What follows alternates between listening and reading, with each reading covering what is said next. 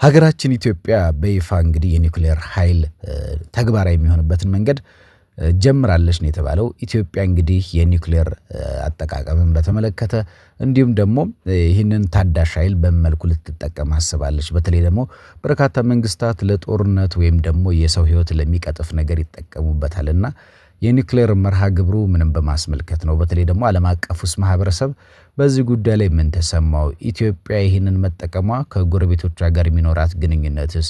በተለይ የኒውክሌር ኃይል ዓለም አቀፍ አቶሚክ ኤነርጂ በዚህ ጉዳይ ላይስ ምን አለ? በተለይ ደግሞ ዋና ዳይሬክተሩ የሰጡት ሐሳብ አለ።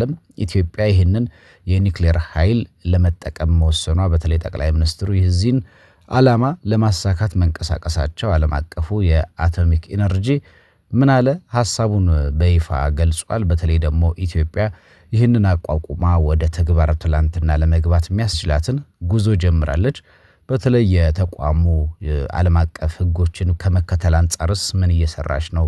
ደህንነቱ አስተማማኝ የሆነም የኒውክሌር ማመንጫ እውን ማድረግ ይቻላል ወይ? ምን ላይ ነው ያለነው አሁን? በተለይ ደግሞ ኒውክሌር ኃይል ለበርካታ ነገሮች ጥቅም ላይ ይውላልና እኛ ምን ላይ ነው የምናውለው? በተለይ ኢኮኖሚ እድገትን ለማሳለጥ ምን ይረዳናል? በተለይ ኢትዮጵያ ጋር በቅርበት መስራት ጀምሯል ወይ? አቶሚክ ኤነርጂስ ምን አለ? በዚህ ጉዳይ ላይ ለእናንተ ቢሰማ የሚነገር ጉዳይ ይዘን ቀርበናል።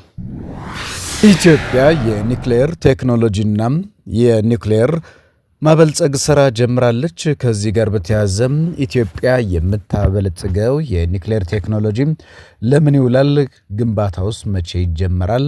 በተለይ ደግሞ ከዚህ ጋር ተያይዞም ኢትዮጵያ በቀጣይ ምን ይሆናል ዕጣ ፈንታዋ የኒውክሌር ቴክኖሎጂን ከተጠቀመች የሚለውን ጉዳይ በዝርዝር እንመለከተዋለን። በይፋ ተጀምሯል የኒውክሌር ኃይል ማመንጫ ግንባታው። ከዚህ ጋር በተያያዘ ዜና ፕላስ ይህንን መረጃ አሰናድቷል። አብራችሁን ቆዩም። የኒውክሌር ቴክኖሎጂና የኢትዮጵያ ውጥን። የኒውክሌር ቴክኖሎጂ ሲነሳ በብዙ ሰዎች ዘንድ አእምሯቸው ውስጥ ቀድሞ የሚመጣው የጅምላ ጨራሽ መሳሪያ ነው። ይህ በሁለተኛው የዓለም ጦርነት መገባደጃ ላይ በአሜሪካ የኒውክሌር ቦምብ የተደበደቡት የጃፓን ከተሞች ሂሮሺማና ናጋሳኪ ከነሱ ጋር የሚያዝ ትውስታ አለው ብዙ ሰው። ይሁንና ከሁለተኛው የዓለም ጦርነት በኋላ ከኒውክሌር የሚወጣው ኃይል በአብዛኛው ለሰላማዊ ጥቅም እየዋለ እንደሚገኝ ማየት ይቻላል።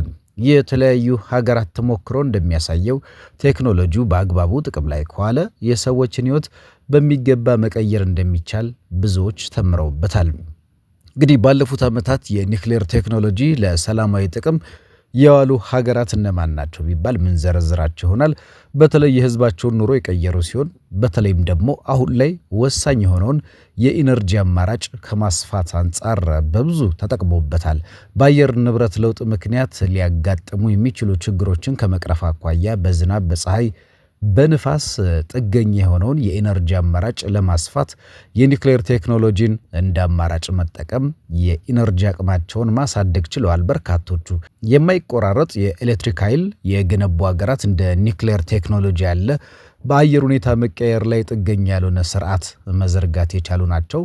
ለአብነትም ፈረንሳይ፣ ቻይና ከ30 እስከ 40 በመቶ የሚሆነውን የኤሌክትሪክ ፍላጎታቸውን ከኒውክሌር መሸፈናቸው ይበልጥ ተጠቃሚ መሆን ችለዋል። በዚህ ረገድ እንግዲህ ሀገራት እስከ 40 በመቶ የሚሆነውን የኤሌክትሪክ አቅርቦታቸውን በተፈጥሮ ጥገኛ ከሆኑ ምንጮች ማላቀቅ እንደሚገባም ይነገራል። የኒውክሌር ቴክኖሎጂ ከኢነርጂ አቅርቦት ባለፈ በግብርና፣ በጤና፣ በኢንዱስትሪ፣ በማዕድን ሀብትና በውሃ ሀብት አካባቢ ጥበቃ ዘርፎች ላይ በስፋት እየተሰራበት ይገኛል። በአዲስ አበባ ዩኒቨርሲቲ የተፈጥሮና ኮምፒውቴሽናል ሳይንስ ኮሌጅ የኒውክሌር ፊዚክስ አሶሲየት ፕሮፌሰርና የኢትዮጵያ ኒውክሌር ሶሳይቲ አባል የሆኑት ዶክተር ጥላሁን ተስፋዬ ለኢትዮጵያ ቴሌቪዥን እንደገለጹት በዓለም ላይ ኒውክሌር በማብላላት የኤሌክትሪክ ኃይል ማመንጨት የተለመደ መሆኑን ይናገራሉ። ማንኛውም ቁስ ወይም ከአተሞች እንደሚነሳ የሚገልጹት ተመራማሪው የኒውክሌር ኢነርጂ አተሞች ለሁለትና ከዚያ በላይ ተሰባብረው ሲብላሉ የሚለቁት ኃይል ነው ብለዋል።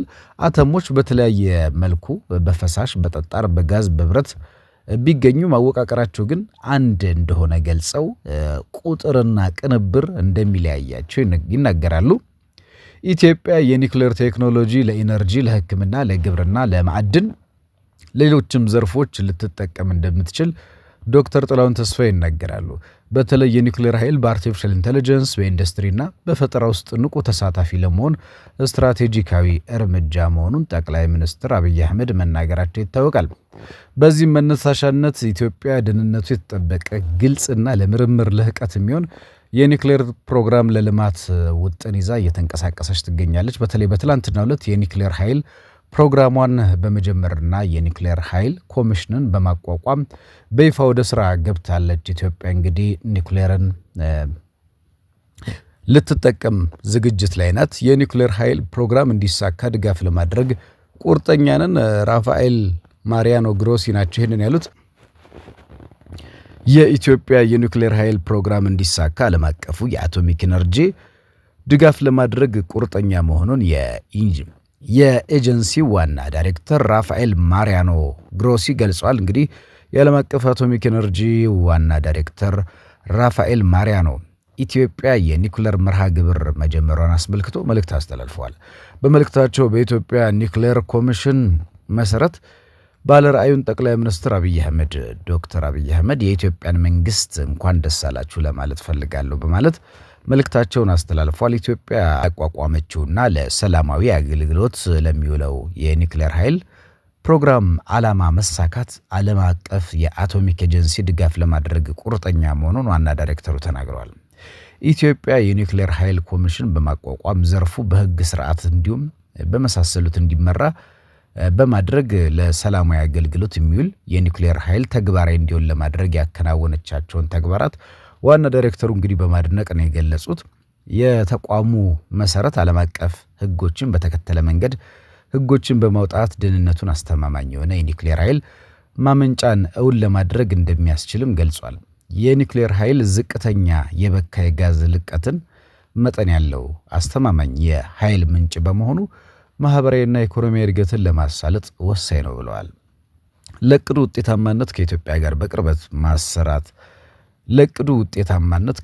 ጋር በቅርበት መስራት መጀመራቸውን የገለጹት ዋና ዳይሬክተሩ ተቋማቸው ለኢትዮጵያ የኒውክሌር ኃይል ልማት ዓላማ ስኬት ሙሉ ድጋፍ እንደሚያደርግ አረጋግጧል የተባለው እንግዲህ ኢትዮጵያ እንግዲህ ለልማት ኃይል የሚውል የኒውክሌር አገልግሎት ልታውል ነው። ለሰላማዊ መንገድ ኒውክሌር በተለያየ መንገድ ጥቅም ላይ ይውላል የሰው ልጅ አደጋ ላይ በሚጥል መልኩ። ነገር ግን በሰላማዊ መንገድ ኢትዮጵያ ይህንን ነገር መጠቀም ትፈልጋለች። ወደ አገልግሎትም ወይም ደግሞ ወደ ስራ መግባት መጀመሯን አስመልክቶ በርካታ ነገሮች እየተባሉ ነው።